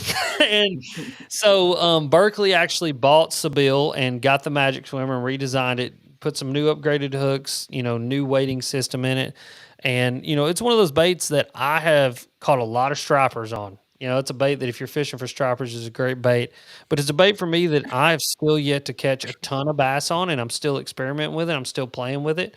And so I'm going to go that for me, it is like adequately rated right now. You know, it's a bait that I want to experiment with. I want to learn more, and I'm excited that Berkeley took it and kind of upgraded it and gave it a facelift a little bit because I think it's going to be a way more effective bait now of keeping fish hooked and keeping fish pinned. Right. And so I'm excited about it. I think I'm excited to see what kind of trouble I can get in with the Magic Swimmer. Right, and that's what I'm right there with you. I don't think there's enough time on it right now. Yeah. Dude, it's huge on herring lakes. You know what I mean? Yeah. Like you talk to anybody that's on a herring lake, you know, dudes are fishing those on the herring lakes and have been for a long time. And they catch a bunch of big fish on them. And for guys that are outside of that kind of herring world, I think there's applications for it. It's just figuring out what are those applications and then really diving deep on them and learning that bait for whatever application it needs to be. Right. What about a glide bait? Oh, I love this topic. I'll probably go piss some people off here. Overrated. The thing I think it's overrated for me because it's like there's such a weird culture around swim bait fishing. Now I don't care how people want to fish. I want people to have fun. That's all I care about, right? Like I want people to have a positive experience in the water. But I think a lot of people when you say glide bait, they think depth's 250. They think one bait, one rod, one reel, going and fishing for 10 days for one bite. Right. Glide baits are way more than that. You know what I mean? For me, I like to treat a glide bait like a tool. You know, like a 5 to 6 inch glide bait. That's about as big as I'm going to fish. Yeah, I'll go pick up the bigger ones. I'll go have fun. I'll go do that thing. But like a 5 to 6 inch glide bait, not only are you going to be able to get big bites, but you get more bites, and then you start to learn a lot about fish and kind of, you know, that whole thing. And then with the rise of all these new chop glides, you know, the glide bait has become like a tournament tool now for some of these guys, and there's been this big rise in popularity in it. And it's because a lot of guys have kind of realized what I just said. Downsize your glide baits, treat them like, you know, a tool to go and catch fish and use it as a big bite getter, but also a bite getter in general. And so I think it's overrated in the sense that like everybody views it as like this magical thing that, it's like you got to have some sort of magic to go and, fish it, and like it's going to make fish do magical things. Yeah, it makes fish do weird things. But a lot of times bass will come look at it out of curiosity instead of to eat it. And so you're going to get way more heartbroken than you are catch fish on it. And Oh yeah, that's yeah, true. I mean, I'm going overrated just for the sense of like, it's not as magical of a tool as everybody thinks it is, but it definitely is a tool that people need to consider. And in that aspect, it's a little underrated. You know what I mean? Like people need to kind of consider it as a tool to go catch fish. So yeah. Yeah. What about a wacky rig over like a? Let's just do wacky rigs. I love wacky in rigs. general. Totally underrated. Totally underrated. I caught so many big fish on a wacky rig. It's interesting. So a wacky rig is, a lot of people think this is something that book that I'm reading discussed too. Almost never in a bass's life will a bass see a worm, ever. But what a bass does do and has a predisposition to eat is baits that are a certain length and a certain diameter. And it's because a bass, the way their eyes structured, the way they process sound, the way they process, hydrosonic signatures through their lateral line, all of those different things play into whether a bass eats something or not. In a 5-inch wacky rig stick bait, whether it be a General, a Cinco, whatever you want to buy, that 5-inch wacky rig stick bait falls perfectly into the length and girth and action and all of that gets the most bites out of a bass. And so I think that a 5-inch wacky rig stick bait, whatever brand it may be, is probably one of the most effective tools anywhere in the country for catching bass because it falls perfectly within the set of just expectations and stimuli that stimulates a bass to go and eat something. And it could be a bass that's this big or a bass that's that big. And I've caught everything from that big to that big on it. And it's just such an epic and awesome tool to go and do that with. So I'm going highly underrated. Yeah, you're right. You're right on that, Alex. And one thing I would love to sit down with the guy that first came up with the wacky rig for an hour and just be able to sit down with him and have a conversation on what his thought process was when he first came up with throwing. And it goes back to kind of get matching the hatch out of your train of thought. Mhm. But with that being said, I've never seen a bass that actually knows what a squid is. And when you think about it, when you throw a wacky rig, when you kind of work that rod tip, it's compressing and contracting like a squid would in salt water. Yeah. So I would love to be able to sit down with the guy that first invented or first came up with the wacky rig just to see what his thought process was when he says, I'm going to take this stick bait and I'm going to put the hook through the middle of it and see what happens. Yeah, me too. And I bet you anything that it was just a happy mistake or happy accident. You know what I mean? Like it was just an epic accident that he went. Yeah. Oh, guaranteed. Stick this thing through here, going to throw it in here and see what happens. And then he caught fish on it. Like, well, shit, that works. Let's go with it. You know what I mean? Yeah, right. He probably had a buddy on the boat with him saying, I bet you can't stick that hook through the middle of it. And he said, hold my beer. Watch this. Yeah, exactly. Exactly. Real quick, while we've got right at 1,100 people watching this right now, Alex, can you tell people where they can get a hold of you to watch you and all that stuff? Yeah, so it's Alex Rudd Fishing on everything. YouTube, Facebook, Instagram, TikTok, my podcast, anything that is associated with me is Alex Rudd Fishing, and you will see my ugly face in a drawn form. So it's Alex Rudd Fishing on everything. So yeah, if you want to go check out everything that I do, go to Alex Rudd Fishing. You guys can check it out there, and it's awesome. And I've got the links in the description of everything that all the platforms that we're live on right now. So awesome. Just click that link, and it takes you to wherever Alex you want to go watch him at. So awesome. Appreciate it. It's awesome. No problem. Yeah. I want to talk a little bit about what a couple of years ago you made or help design a crankbait. Mm.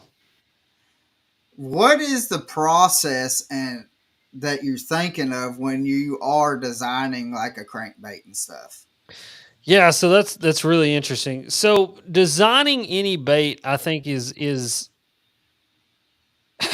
so like I don't know. My thought process is if it all changed. Like how do you design a bait? Like what is important when you design a bait? Why do we design baits?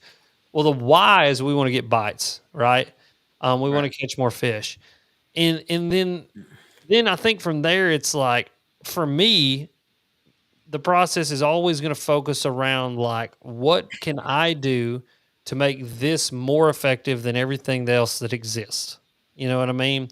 And for Right. me with that particular project, obviously that was a project that we used to raise money for pediatric cancer and for the Pump Foundation. And for me that was a process where I took an existing bait that had already been designed and I just added my colors to it. These Right. colors that I had had success on, these old school colors that you don't see anymore. And those were obviously limited run. When they were done and they were gone. But those same things, kind of apply to me. Is like I let dudes who do science over at Berkeley. I help with the process. I can, they send me baits and I tell them like this needs to be tweaked, this needs to be tweaked, this needs to be fixed. I mean, great example was Swamp Lord. That was a bait that I got to test. And we were having a problem with the weighting. When you would cast that frog, it would land on its top, and you would have to twitch it a couple times to get it to flip back over. Okay, so that's immediate piece of feedback that I can give to them, and I can say, hey, we need to fix this because this is happening, and then they're able to fix it. You know what I mean? Or like if I skip it up under a dock and it wants to skip and wants to like tumble instead of skipping. Again, that's a weighting issue. Like this is something that I noticed. And so really bait making and bait designing is about taking, an idea and obviously making that idea and trying to make something better. But a lot of it really comes down to the fine tuning of the process. How do you fine tune every little aspect of a bait and what it does and what it can do. So not only does it optimize the user experience while you're fishing, but then obviously the most important thing is get bites.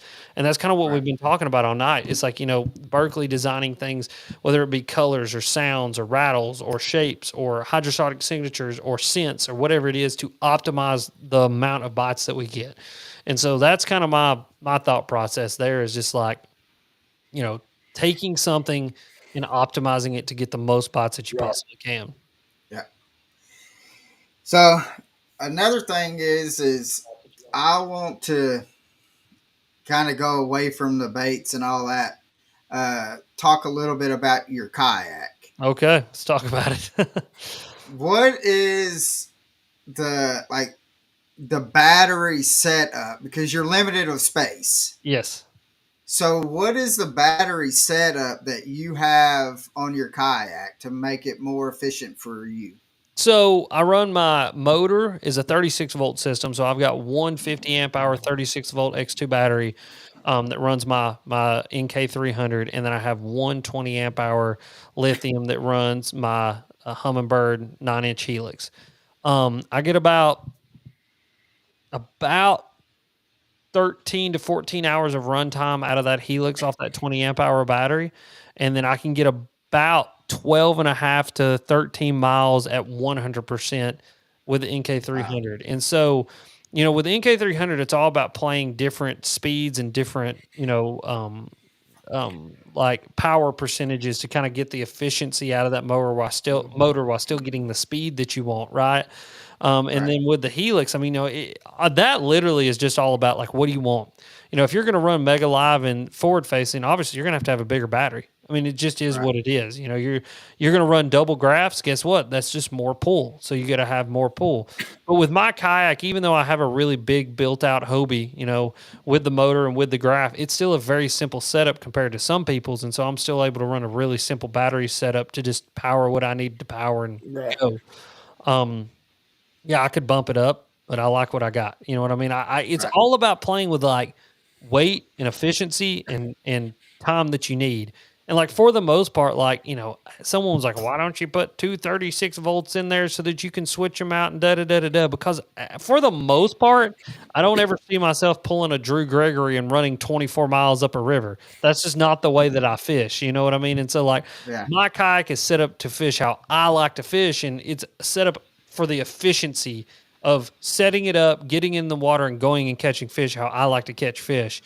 Whereas Drew Gregory, if you were to ask him the same question, he's going to give you a completely different answer because the efficiency level that he needs to go and catch fish is completely different than mine, as well as the kayak itself. I mean, he's fishing a Shoalie, which he designed a small kayak. I've got a Hobie PA-14. I've got a Shoalie as well, and that Shoalie has nothing on it. Literally, it's just me and a paddle, you know.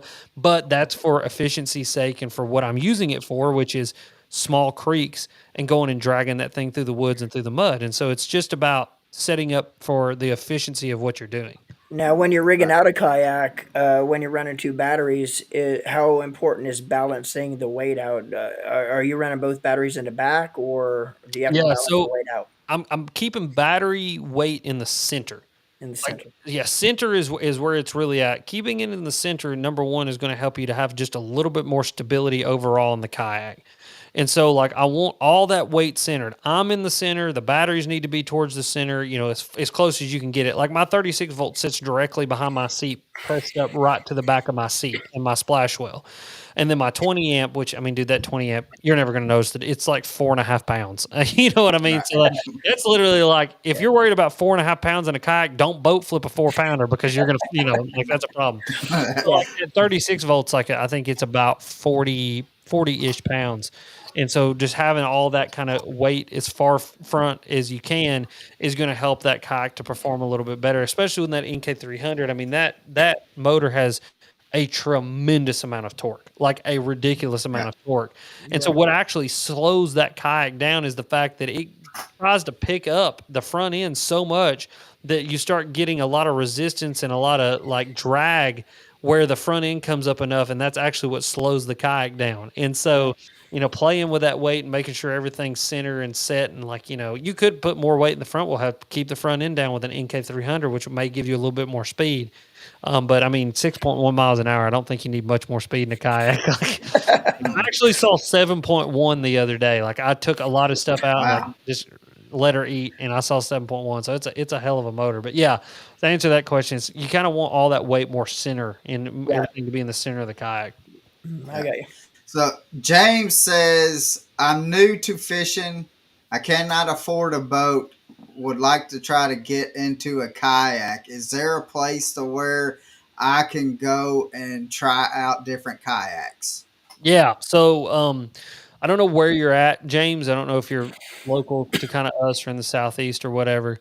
But Dugout Bait and Tackle is in Georgia. It's in Alpharetta, Georgia.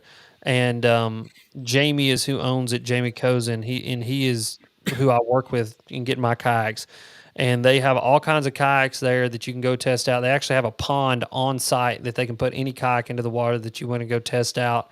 And then too, just like, you know, if you're not local to there, look at your local tackle shops, or local kayak shops. A lot of your local shops will have like on the water days.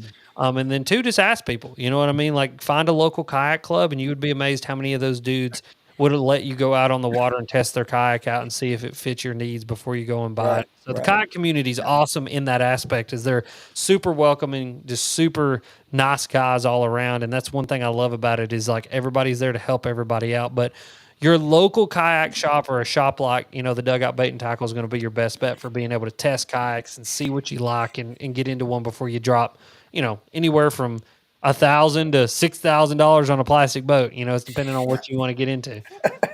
Yeah, he says Macon, Georgia. So Alpharetta, that is probably going to be the closest to go to Dugout. Yeah, That's go to not Dugout too Bait far and from you. Yeah, go to Dugout Bait and Tackle, ask for Jamie, and tell him Alex sent you, and they'll take care of you. He's an awesome dude, and they'll get you all set up with whatever fits within your budget and get you a kayak that's going to work for you. So, Alex, I'm going to ask you one question, and then we have a question that we ask every guest that comes on, and Norman's going to ask that. Awesome. Sounds good. So, and then we're going to let you go. Kill yellow jackets is what I'm going to do. I'm going to go pour gasoline in this yellow jacket hole and set them on fire where they stand. Yeah, you told me they lit you up. Yeah. So, what has been the craziest experience that you have had out on the water? Oh man, I got a long list of them. I had a guy threaten to kill me one time. That was stressful. That's on YouTube. You can go watch that. I've seen Then people. you had a dude that jumped into freezing cold water That on was you the in the guy that river. threatened to kill me. Yeah, he got naked and jumped in the water. Um, wow. I've seen people doing it on the water. I've seen people get naked and go skinny dipping right in front of me. I've seen women without their tops on or without their bottoms on or both. I've seen that. I mean, I've had all kinds of crazy stuff, but one of the funniest is we were on a lake here in Tennessee. It was me, Ben Nowak, and Caleb Bell. You can ask Caleb about this. And these two people walked down on their dock. And I'm talking when they walk down their dock, they're like maybe 50 yards from us, like maybe. They strip down butt naked, jump in, swim around for like 1-2 minutes, walks back on the dock, grabs their clothes, and walks back up to their house, just butt naked. And I'm like, all right, well, that just happened. So, yeah, no. I mean, people threaten to kill me, naked people. I've seen animals. I saw eagles one time. Ever seen an eagle do a death fall? And so, like, they go up when they're breeding and they fall, and right before they hit the water, they split off. I've seen them do that. I mean, I've seen all kinds of stuff. I watched a black bear roll down a hill at Parksville one time. He lost his step and rolled like 50 feet down a hill. Yeah, that was pretty funny. Yeah, all kinds of stuff. I've seen all kinds of crazy stuff. So yeah, I know. Because when you're out on the water, there's something always crazy going on. Always. So I've asked Caleb that, and Caleb's just like you. He has, well, what story do you want to hear? Yeah.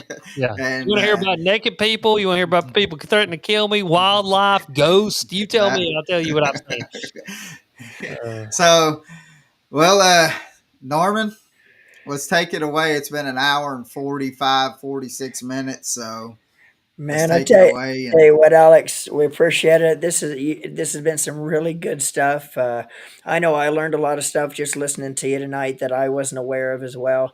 But anyway, we appreciate coming on, man. We had a blast talking to you. Absolutely. If you were to have one person on your boat, and this person could be passed away or still with us, but you could fish with this person for the day, who would that person be, and why would you want to fish with them? My dad. Be my dad. Yeah. I just want to fish with him one more time. Yeah. You know what I mean? Just get to experience one more time, and just ask him.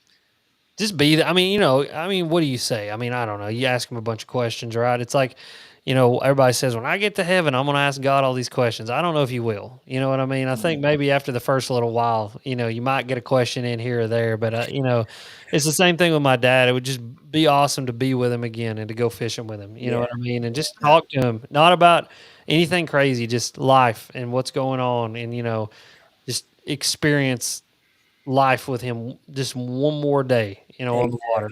So, yeah. That'd be the guy.